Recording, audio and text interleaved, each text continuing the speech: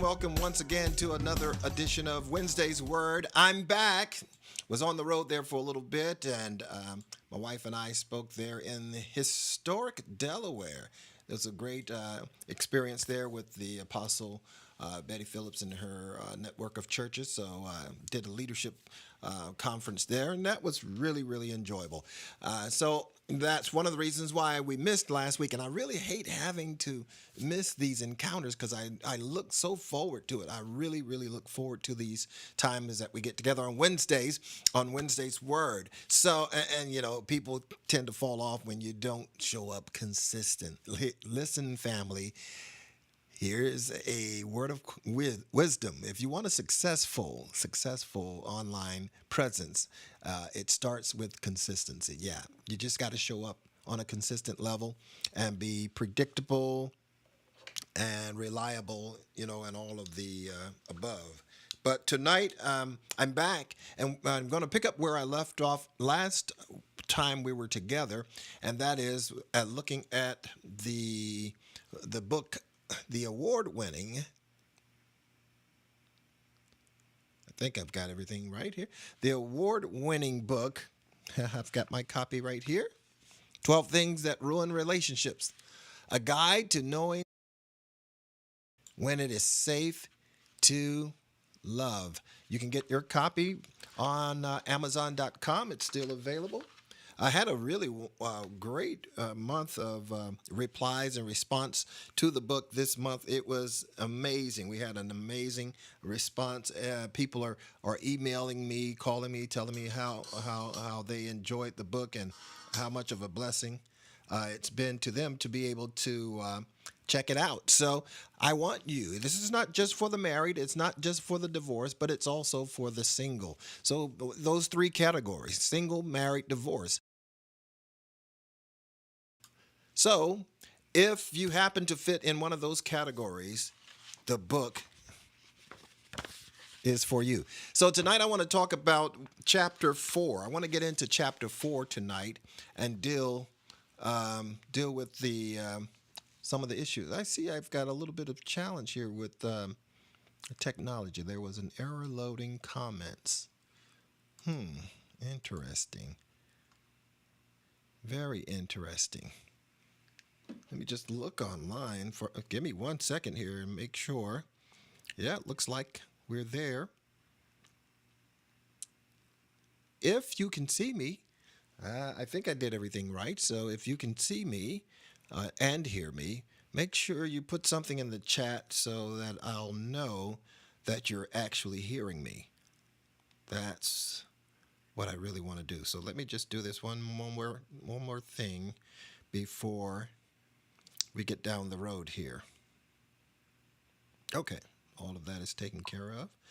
All right. I see you, Victoria. Bless you. Thank you for stopping by. All right. Now, listen, as you're coming in, I want you to be an electronic evangelist and invite as many as you can tonight. Listen, I did this review on last night on another person's show, their what do you call it? Their conference. And hey, doing Life After 60. Hey, what's up, folks? Come on in the room. I wish I could sing. If I sing, that would be 13 things, number 13 things that ruin relationships. So I'm not going to sing, okay?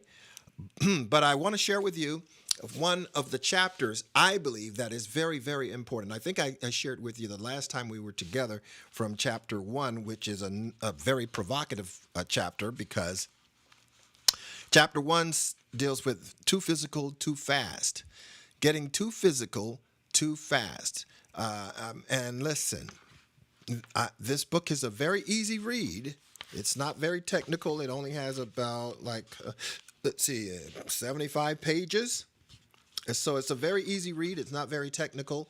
Anyone can read and understand and comprehend what we're writing here in this book. So again, go to Amazon.com, get your copy of 12 Things That Ruin Relationship, a guide to knowing when it's safe to love. And that's the whole idea. I want to give you some insight when it's, as they say, when it's appropriate to let your guards down. Up until that point, listen, if you're meeting for the very first time, yes, have all of your guards up. The pit bull, the alligator, the moat, everything. Electric barbed wire fence, the whole nine. Guard your heart. Even the Bible says, guard your heart, for out of it flows the issues of life. So yeah, be very, very, very guarded when it comes to your emotions, particularly your emotions, because again, once the emotions gets involved, it's hard. It's a difficult thing to turn the tide on a relationship that has become too emotional, because now you cannot. This is my own particular persuasion.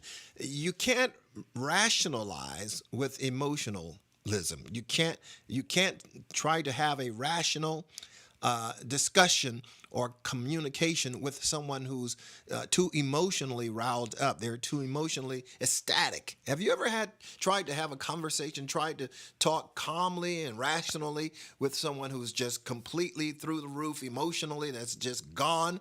Well, again, this is one of the reasons why we say be careful not to get too physical too fast, because once you become physical, and you usually become emotionally attracted or emotionally attached to the extent it's difficult to pull back when you realize this may not be the person for me. This person, this woman, this man may not be the one I thought they were when we first met. Because after all, when we meet for the first time, we're putting our best foot forward, right? We got our, back in the day, we putting on our best game. You're using our best lingo, our best language to impress that young lady or that young man. And as such, you can only put up that facade for a certain period of time. After a while, even that falls away, and you're going to have to deal with the real person. That being said, I want to go to chapter 4 in the book, 12 Things That Ruin Relationships, a guide to knowing when it's safe to love. Get your copy. Go to Amazon.com and get your copy. It's I'm telling you, it's an amazing book. I'm thankful that I have the opportunity to do this. And by the way, this book is not just based on conjecture. While I do have some training in pastoral counseling, But this is not the words in this book are not based on theory, because just to give you a little bit of my backstory, when I met my wife 36 years plus some time ago, when we met, we were complete strangers. We were not, childhood sweethearts. We didn't go to the same high school. We didn't go to the same college. We didn't meet in vacation Bible school. We didn't. We just did not know each other. We were complete strangers. Not, and to add on to that, I was fresh out of my parents' home. I'm 23 years of age, and I just moved out of my parents' home. And 3 months later, I'm married with three children that were not my own. So I literally jumped in on the deep end of the relationship pool. I jumped in on the deep and almost drowned several times. So that's why when I hear people say this book really ministers to them, for the church folk and others who say that it resonates with me. 12 things that ruin relationships. They said it resonates. Why? Because it came from a very authentic place. What I put in the book is what I lived.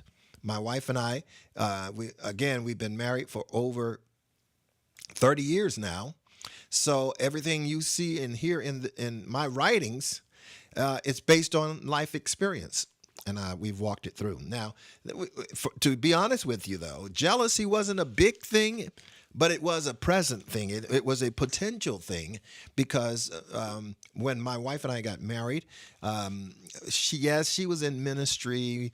I was a musician. I was working at the radio station as a on-air personality, and very, I guess, content there. So when I met her, she was a guest speaker at the church that I happened to be playing for. And it was serendipitous, actually, because I did not want to play for the church. But the pastor kind of talked me into it, and I decided, okay, I'll play. Next thing you know, I'm playing, and then I meet this beautiful woman coming down the aisle. She's just amazing. The place just turned cloudy white. Everything starts moving in slow motion. At 23 years of age, I am completely smitten. But again, jealousy wasn't really an issue, because she was doing her thing before we got together. She was doing her thing. I was doing my thing. But the reason I say it had a potential was because after we had been married for several years, because my wife actually she was in production as well. She was both a teacher in the public school system, and she got on with a local television station. I think it was an ABC affiliate that she was working with there. So we were all kind of at a ground floor level career wise. But as time progressed, she began to become more popular than I, because I left the radio business. Let's see. It's hard to say when. Probably around 91. I think I left the radio station there, and so I wasn't in broadcasting. I wasn't doing anything on a massive publicity level for myself. However, my wife was growing in popularity, and so as such, when we first got married, we were traveling together everywhere we went, or everywhere she went, we went together, because I soon realized she was more exciting. She was more, I guess, engaging. And I was always somewhat studious. I wanted to teach people how to prosper. I wanted to teach people how to live an abundant life, how to have the Zoe kind of life. That's the thing that excited me. I wasn't really interested in, displaying any of the gifts of the Spirit. I figured if I educate you, it's the whole thing in my personal mindset was, of course, I can fish for you and feed you for a day, or I can teach you to fish and you can feed yourself for a lifetime. In my economy, that just makes sense. Okay, so but a lot of places we would go were not really interested in teaching. They didn't want people coming in to teach. They just wanted someone with a fiery message that could prophesy and lay hands on the sick and have healing and deliverance and all of that sort of thing. And I grew up in that environment, but for me, it doesn't to this day doesn't really resonate with me. I make room for it and I acknowledge it, but that's not my core destiny or calling or purpose. I still believe, hence the book. That's why I still believe in educating and inspiring people through information, because I believe that knowledge is indeed power. So as we are going on in our marriage, here it is. So I would say maybe 5, 6, maybe 10 years into the marriage, she starts to get more and more popular, getting more engagements, and every place we seemed to go to, they were more interested in the prophecy and she's obviously an exciting and an engaging speaker. I can't take that away. I mean, that's how I met her, and that's what impressed me when I first saw her, that she was preaching, and I thought she was so dynamic. So that wasn't an issue for me. And there's other extenuating circumstances that made it more appealing for her, which would mean that she would become more popular, she would get more engagements, and that's ultimately what started happening. And as instead of us traveling together, we just kind of said, I told her, you continue to do. There were some things that I observed that just rubbed me the wrong way, and I was like, I can't in good conscience continue to support ministries that I don't believe in. We'll just put it that way. And if I don't believe in it and believe in the person, I'm just not going to, as they say, fake the funk. Can't do it. Can't do it. So anyway, long story short, she gets more popular. She's on television. We've got television, we got radio. We're on 5 different networks, and her popularity is soaring. And I remember several times meeting some of her, shall we say, fans. And they would be so excited about meeting prophetess at that time, prophetess Francina Norman, that when we were together, they would almost push me out of the way so that they could get to touch the hem of her garment. So there were plenty of opportunities for me to get jealous and a little envious. But again, the whole idea was I've always wanted what's best for her. I've always been her biggest supporter. As a matter of fact, I've sacrificed some of my own career, my career, what desires and aspiration, sacrifice them for the betterment of supporting her.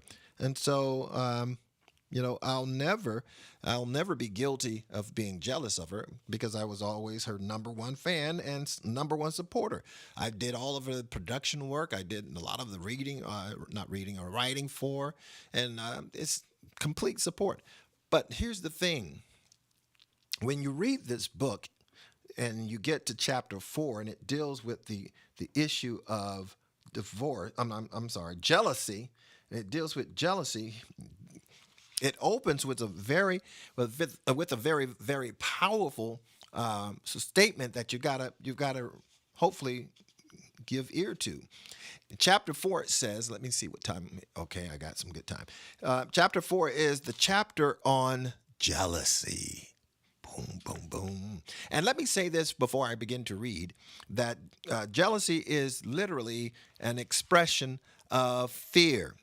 It's fear based, because jealousy is the fear of loss, and it's rooted in low self esteem. If you don't know who you are, there's a good chance you'll become jealous or envious of who others are. And particularly if it's in the context of a relationship, instead of being able to celebrate and egg them on and support and be their greatest cheerleader, sometimes if you're not fully confident and centered in who you are, then you'll run the chance and the risk of being jealous of your partner's success, jealous of their promotion and their popularity because it's not happening the way it's happening for her. It's not happening for you in the same way.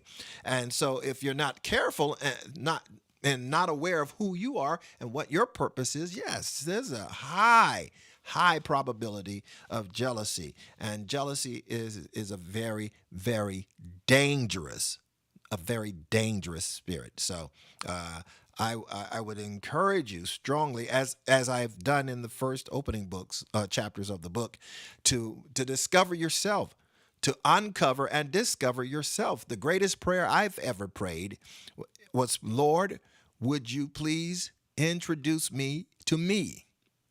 Because I'm tired of trying to be what everybody else wants me to be. It's impossible, and Paul says it in his writings, but when he says, I try to be all things to all people, so by doing so I may win some. Even he recognized that trying to be everything for everybody is a very low percentage in terms of success. And so the best thing you can do is first discover who you are, authentically who you are, and be content with that, to the extent that when you find your spouse is discovering him or herself, you don't become jealous or envious or feel as though you're being left out because more people recognizes her than they do you. That's just, again, it's an issue of maturation. It's an issue of maturing yourself.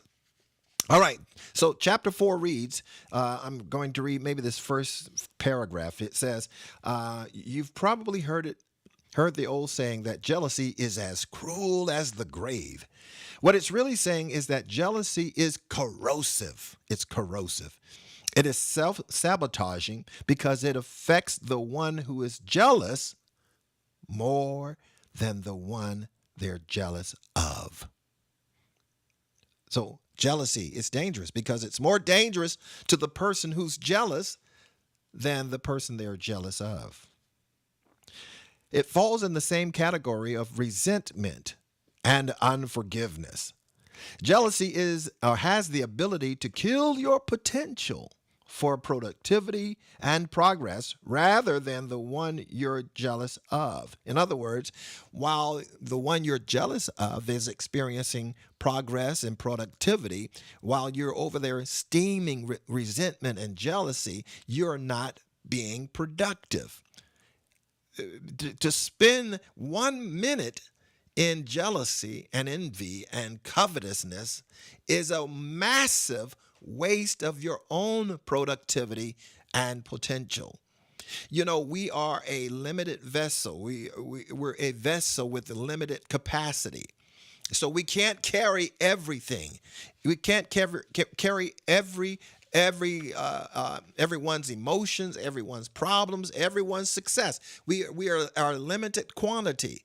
So there's only room for a certain amount of life in one person's vessel. So again, if I'm consuming or allowing myself to be filled with jealousy, then that's crowding out all other possible positive things that could come forth out of my life, because I'm more committed to being angry and resentful than I am to being productive and progressive. So it's very important to recognize that there is no gain when it comes to jealousy. There is no gain. It's a zero-sum gain. Now, some people will say, well, that's just what I was telling my husband, or I was just telling my wife that. And oftentimes what happens is the jealous person, oftentimes they know, if deep down in their hearts, they know when they're jealous. But if you try to bring up the fact that I feel like I'm competing or you're competing with me, we're one team. Why are you so resistant? When I offer suggestion or I ask for your help, you're never available.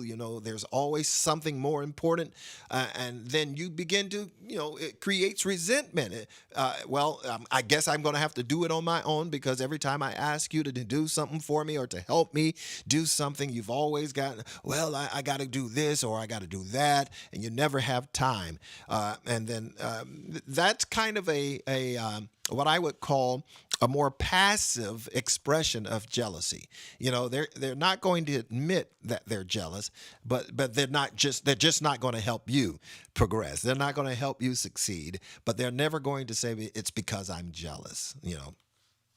So understand that jealousy takes up too much room in your life to give any time or space or place to it. Because again, we are a limited vessel. We can only carry a limited quantity of emotional baggages. We can't carry everyone's baggage. We can't carry everyone's opinion. So it's a very limited space. And as such, when you allow unproductive emotions like jealousy, envy, and strife and all of that enter in, then you're crowding out the potential for success and like I said, productivity. You know, and to that extent, I'll say this too, that if you, let me back up and say it this way. The scripture says that men or husbands are to dwell with their wives according to knowledge. Now, that's the prerequisite for you being able to dwell with your wife is based on the level of knowledge you have concerning her. You've got to know her ins and out. You've got to know the general female's mindset, disposition, proclivities, and tendencies. If you don't know them, then you won't be able to do what the scripture says, to dwell with her. Because if you're not aware of her, number one, here's one. If you're not aware of the fact that she has this thing we call female intuition, that she doesn't need any receipts, doesn't require any proof of any sort, no evidence, but she knows things. She sees and perceives things. And a man, and I guess you have to know yourself as well as a man to understand the difference between the way a female or a woman thinks and a man thinks. Because a man needs logic. A man needs something that's rational, that's linear, that it makes sense, that it has some level of continuity. While a woman, she can operate by the same principles, but she almost has this intrinsic ability. Men have it too, but we don't use it as much as women do. They're very much in tune with their inner spirit, and so they can pick up on things with no evidence. So that's why when she comes into your office and she says, your secretary, she's trying to you better watch her, you better keep her in check. And the husband is like, the man is like, well, this woman has never done anything. All she does is answers the phones and take dictation and write letters. And how is it that you think she's trying to get after me? She said, I know what I'm talking about. I know what I see. And generally the man just kind of brushes it off and continues in the same vein until one day you go into the office and you recognize, man, she's sitting a little closer than she needs to be sitting. And the dress is a little bit shorter. And so, it takes us a little time. It takes us a little, you got to give us some space and time, because now we're gathering data. We may not say anything, the first time we see it or notice it, but we do take I notice that she's wearing perfume now. It's louder or she's wearing more of it. And then, oh, wait a minute. The dress is getting a little shorter. I noticed that. And so eventually it comes to a place where he has a preponderance of evidence, and now he can make his deduction and his ruling that, hey, is she trying to get after me? And all the while, if you listen to your wife or your woman or your female partner, she would have saved you 10 to 20 weeks of evidence gathering. She told you 10 to 20 weeks ago, watch her. And then it came to pass. And so now you thought all the while, during that 10-week period, she was just nagging and being a nitpicker, or maybe she's just jealous that my secretary has something she doesn't have, or whatever. And so you just brush her off, and then you think she's just nagging, and then in your eyes as a man, you're thinking she's not my ally. She's against me. She's not team me. She's trying to come against me, only to find out in the end the girl was right. The woman was she was absolutely right about it. And so again, if you don't know this is what the scripture says. Husbands, dwell with your wives according to knowledge. You got to learn something about the feminine mind. And if you don't, then you will view her as an enemy rather than an ally. She is not your enemy. She's your ally. And that's why Proverbs 31 talks about it. She knows how to look in your blind spots. She's covering your blind spots. If you're driving a car, every vehicle has a blind spot that you can't see through either the side mirrors or your rear view mirror. You have to literally turn around, and you may not have an opportunity to do that, to check out those blind spots. So that's what a good woman, she's checking your blind spots. She's trying to tell you, don't you make a move. Watch this over here. There's an ulterior motive going on over there. You better be careful of that. And as such, if you're smart, you would heed what she's saying and take it into deep consideration and just watch. So that you'll be able to notice when her dress gets a little shorter and she wears a little more perfume. And when you meet, she sits a little bit closer than normal.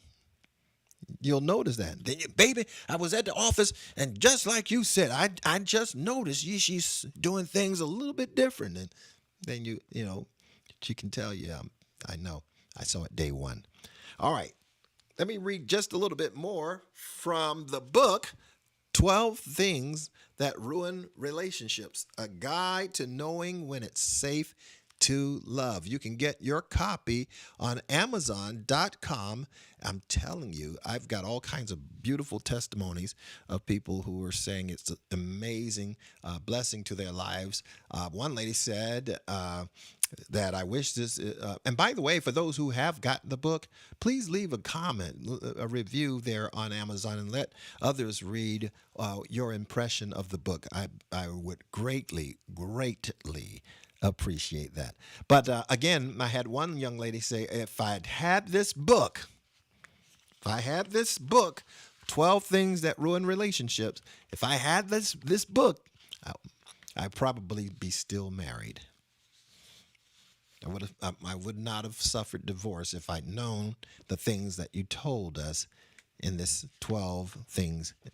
I call it a guide. It's a guide. That's why it's in the subtitle, A Guide to Knowing When It Is Safe to Love. So go to Amazon and get your copy as well. So jealousy, in the first paragraph of chapter 4, jealousy has the ability to kill your potential for productivity and progress, even more than the one that you're jealous of. The sooner you can resolve the jealousy issue within yourself, the sooner you can move on to do greater things for your life. The dirty little secret is that jealousy exposes a certain defect or deficiency within yourself psychologically. That you're suffering because of low self-esteem. It's not them, It's you. It's me. It's never. Listen, I've come to the place where it doesn't matter what's happening outside of me. What's more important, it's what's happening inside of me. I can never blame my parents for my lack of productivity. I could never blame my wife for my lack of success. I could never blame my school teachers for and coaches and everyone that I've ever experienced. I cannot blame them for the condition of my life because the buck stops with me. So if I can resolve my own inner turmoil, my own sense of low worth and value, if I can deal with that, then I can see clearly through rose colored eyes. I can see clearly the destiny that God has planned for me without having to be jealous of anyone else, particularly my wife, okay, or your spouse, whoever that might be. So let me finish up this first paragraph of chapter 4, jealousy. So the dirty little secret is that jealousy exposes a certain defect or deficiency within yourself psychologically. That's deeper than your conscious mind. It's a subconscious thing. It's not something that you talk about on the regular, but it's every experience of your life is loaded. It's downloaded in your memory. Some are surface memory, others are subterranean or subconscious memory. There's not one thing that has ever happened to you that you've forgotten. You may not remember it from a conscious level, but subconsciously, your mind is always recording and it saves everything. It saves everything. And oftentimes, if you're preparing for marriage, it would be a good thing to go to a therapist or to a relationship expert or someone who can give you some counseling tools to help you identify some of the things that may present pitfalls within the context of your relationships. You know, one of the greatest book I think that I've ever read was a book by Marilyn Bates and I forgot the other guy, Myers, I think it is. Marilyn Bates and Myers. And the book is called Please Understand Me. Please Understand Me. It comes in 2 volumes. I freely will completely refer and recommend that you pick up that book 12 not well that one too, 12 things, but the book Please Understand Me. What an amazing revelation this was for me when I read that book. I literally realized I am not crazy. Whoa, I'm in a relationship with a woman I've never met before, and we're busy. We're literally trying to find how we fit together.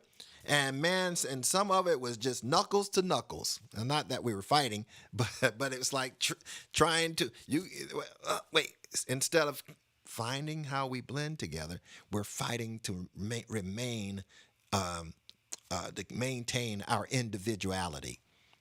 And when in the context of a relationship, at some point you've got to be willing to make compromise so that your hands can fit jointly together and you can do something that can radically impact not only your life but your family's life and even the world.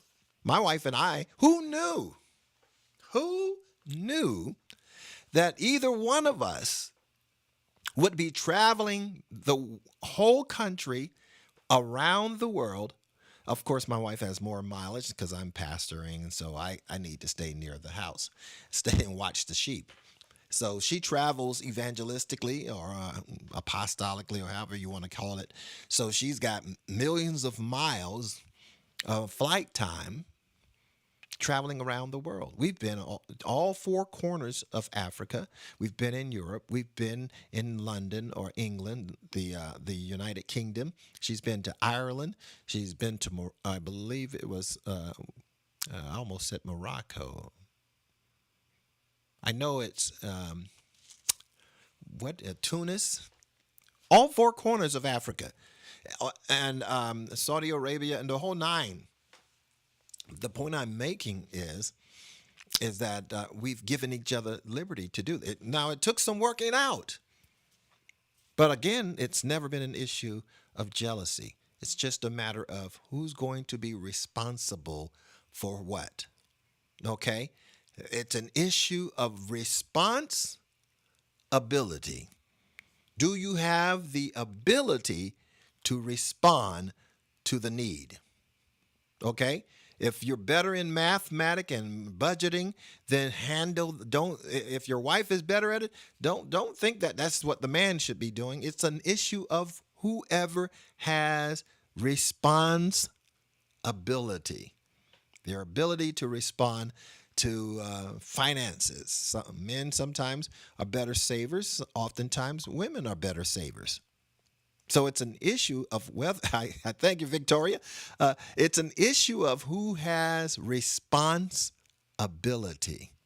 Okay, a lot of this again we learned this on the job. This is on the job training. I'll never forget, and I say this all the time because it's just a stark evidence or example of responsibility. When my wife and I first got married, we bought our first house some years, well, 2 years. I guess it may have been, let's see, maybe almost 5 years, 6, 7, 8 years after we were married. And so when we get into the house, she's about this, I want to decorate the house. I was like, cool, me too. She, she looked at me like, what? How are you? Men don't decorate. I do. And she looked at me as though I had a lace panties and a bra, because the men don't do that. No, but I do. So in a traditional sort of way, we were breaking the mold because I have an eye for not only fashion but design. So so I had the ability to respond to decorating the house. And now she loves this part though, and not to mention, my dad was military, so I learned how. And I had a janitorial service, and I learned how to clean impeccably. If I get in your house and I clean that house, you can literally take your tongue and rub it across the counter and pick up nothing. And you will survive because I know how to clean. So when it came down to our marriage, eventually what we learned is she is an amazing cook, a very um, she's an incredible cook. My wife will her red velvet will literally cause you to lose your salvation, and you'll be doing it willingly. Like, I'm sorry, Jesus, this red velvet is so incredibly good. I'm willing to sacrifice eternity for it. That's I'm kidding, of course, but it's really that good. It's literally wanted all over the world. People, you would think, are you coming to preach? No, no, we want you. We want the red velvet. Don't come to preach if you don't bring your red velvet. So she's an amazing cook. She is a very, very good cook, but a very sloppy cooker. She makes the biggest mess when cooking. Kind of like my dad. My dad was an amazing cook too, but they were a mess. I mean, make a mess. Like a tornado just went through the kitchen. So rather than spend a long amount of time complaining about how messy the kitchen has to be when she cooks, I decided, why don't you be responsible for cooking and I'll be responsible for cleaning? And boom, she was down with that. She like, yes, why don't you clean? That's an amazing opportunity. You do the cleaning, I'll do the cooking, you do the cleaning. And so again, it became an issue of who is response able, who is able to respond to whatever the circumstance or the scenario that may present itself in the context of your marriage. Who's able to do it? Then go ahead and do it. And don't allow jealousy to creep in and spoil the whole thing. Because again, jealousy is as cruel as the grave, it will destroy. I cannot tell you the number of stories I've heard of jealousy and rage, and how the spouse was so jealous that it got physical. That if I can't have you, no one else can have you. I'm heartbroken. A good friend of ours lost her sister because she was dating an individual, and his attitude was, if I can't have you, no one will. And he literally took her life because he was completely jealous. Completely jealous. So again, when you this is more detrimental to women than it is to men, because men are it's historically proven men are more violent than women. It's already proven. So whenever you, as a woman, you find that your man has these jealous little tendencies, they're not cute. I mean, you might think it's cute because it kind of flatters you that, baby, if I can't have you, I will not let any man. You belong to me, and you're he loves me. Oh, I'm sorry. That's what you might think, but when that jealousy plays itself out, ultimately, oftentimes, someone gets hurt. So that's an extreme case of jealousy. And again, that's rooted in low self esteem because they feel as though they're going to lose something. Victoria says, nope, it is not cute because it gets worse. It gets worse after a while. Yes. And the controlling comes in. Yes, yes, and yes.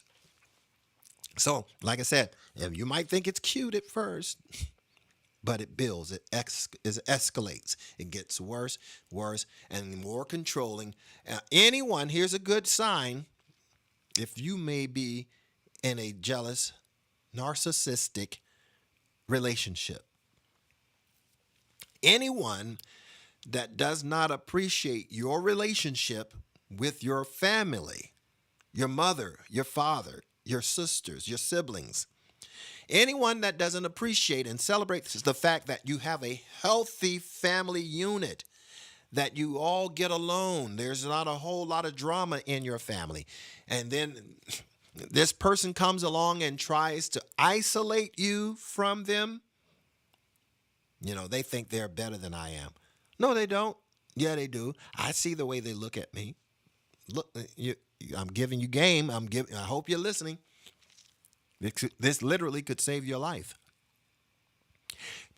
By bit by bit, they're continuing to remove you and isolate you, not only away from your families or from your family, but from your friends as well. Till at its what the ultimate goal is, till you have no one but them.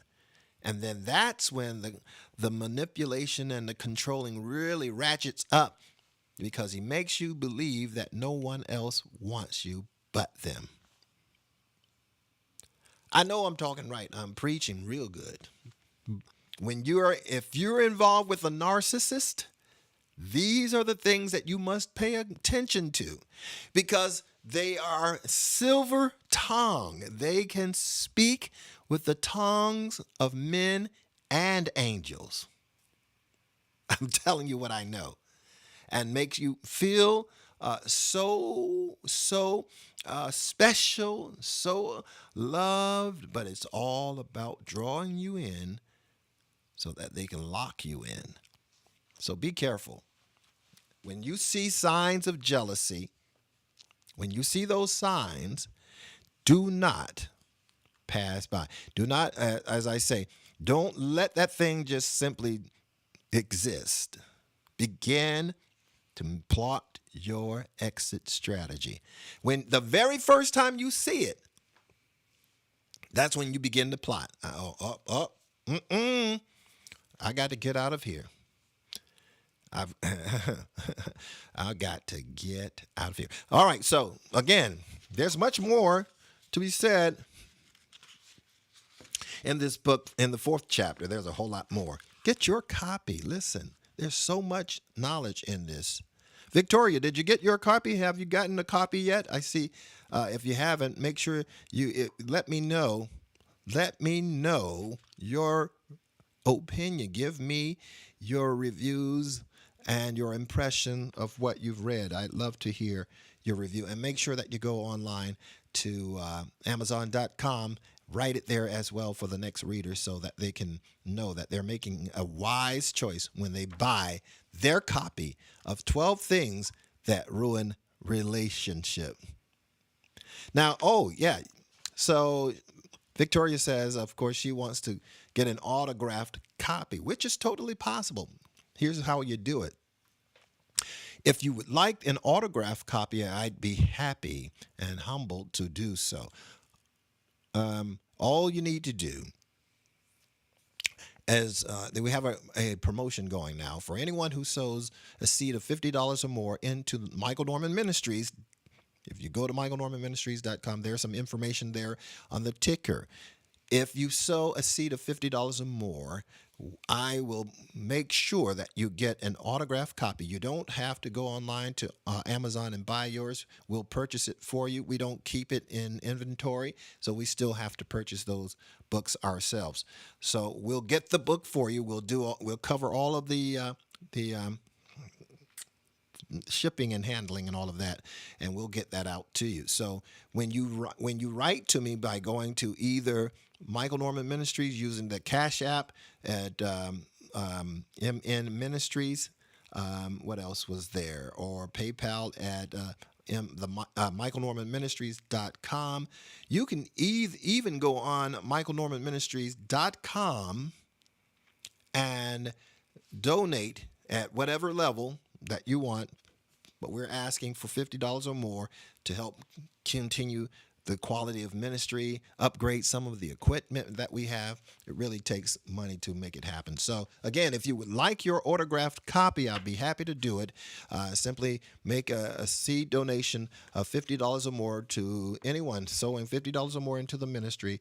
We'll get the copy out to you. You don't have to worry about going online to get it. We'll send it directly to you. Make sure that you include in the memo the book. I want the book, okay? And make sure we have your mailing information, and we'll get that out to you post haste, okay? We'll get it right out to you immediately. Again, I want to thank you guys for joining me tonight. What else did I forget something? Well, let me say again, you can never say this. Make sure that you go to Amazon.com if you would like to pick it up immediately, or again, conversely, if you'd like to get your autograph copy, simply make for a donation of $50 or more to the ministry. We will get your autograph copy out to you in the mail. Okay? So you don't have to worry about going on Amazon if you like an autograph copy. I am so humbled, as you can see, this book has received the Christian the Christian Literary Award just a few weeks ago, and I'm excited, and the trophy is still in the box because it's so nice and heavy too. It's really nice. But again, it's the Reader's Choice Award recipient, and so many people are getting it this month of. What are we in May? So April has been a record month for the book popularity and sales. So again, thank you for making it one of the most successful products that I've ever produced, including music. So thank you. I really, really, really, really, really, really appreciate it. So again, if you want your copy, simply autograph copy, of course, just go to MichaelNormanMinistries.com for a donation of $50 or more to the ministry. Make sure that you include in the notes section the book, some reference to the book, and make sure that we get your details so that we'll know where to mail the book. Okay? Again, I want to thank you so much for your support. Thank you for those who voted and made this the Reader's Choice Award recipient. The recipient, yeah, received the Reader's Choice Award for this book, and I'm excited about what God is doing with it and through it.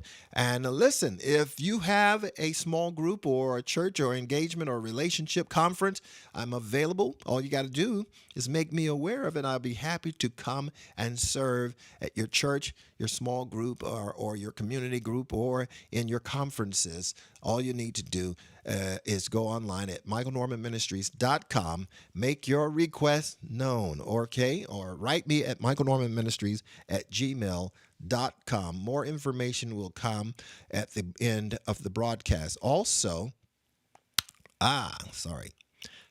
I wanted to make sure that I invite you this weekend. There's so many people coming to Orlando during the course of the week, and I always want to make sure that they have a chance to come to the movement and experience the movement church here in Orlando. I'm telling you, if you come, you are going to be treated with the level of respect and appreciation that you deserve. Okay? When you come, we're excited to have you be a part of the ministry. I'm looking for my little, I don't see it. There it is. The Movement Church, located 2160 North Hiawassee Road. Write it down. Make it a plan, make it a must to be a part of our Sunday worship here Sundays at 9 a.m. at the Movement Church, 2160 North Hiawassee Road here in Orlando. 9 a.m. We start promptly at 9 a.m. For more information, you can go on the website at themovementchurch.com and get more intel there as well. We'd love to have you be a part of it so that you can experience the sort of hospitality that you deserve. And of course, if you haven't checked me out on Monday nights, I'm doing Songs in the Night here live. If you enjoy good music, I'm talking about good music, the kind of music that makes you feel good. Nobody gets shot. Everybody gets happy. You get a good, peaceful night of rest. I would love to invite you to experience Songs in the Night. Songs in the Night every Monday night, 9 p.m. right where you are listening right now. 9 p.m. Sunday. I'm sorry, not Sunday. Not Sunday morning is 9 a.m. at the Movement, but Monday evening at 9 p.m. it's Songs in the Night. Some great music. I'm telling you, you will have an amazing time, and I would, of course, love for you to be my guest to check it out and let me know what you think. It's a Monday nights. Songs in the Night. It's an amazing opportunity for you to unwind and relax to some very good music. Okay? And again, thank you for all of those who do support the ministry. I really appreciate you. I know that God is faithful to return back to you, as Paul would say, pressed down, shaken together. God is going to supply all of your needs according to his riches in glory by Christ Jesus. So thank you for your continued prayerful and financial support of the ministry. And remember, for anyone sowing a $50 seed or more to the ministry, we will get your autographed copy of the book, 12 Things That Ruin Relationships, a guide to knowing when it's safe to love. It really is a guidebook. It will give you some very practical insight on how to navigate this thing we call life. Okay? All right, that's all I've got for you tonight. I appreciate you coming by. Listen, if it's blessed you, would you do me one more favor as we depart? And that is share. Would you share? If you're watching on Facebook, make sure you click the like button. Make sure that you click the notification button, and make sure that you share. Sure. It is what makes this happen. And by the way, I'm planning probably the month of June. June is my birth month. June 4th is my birthday.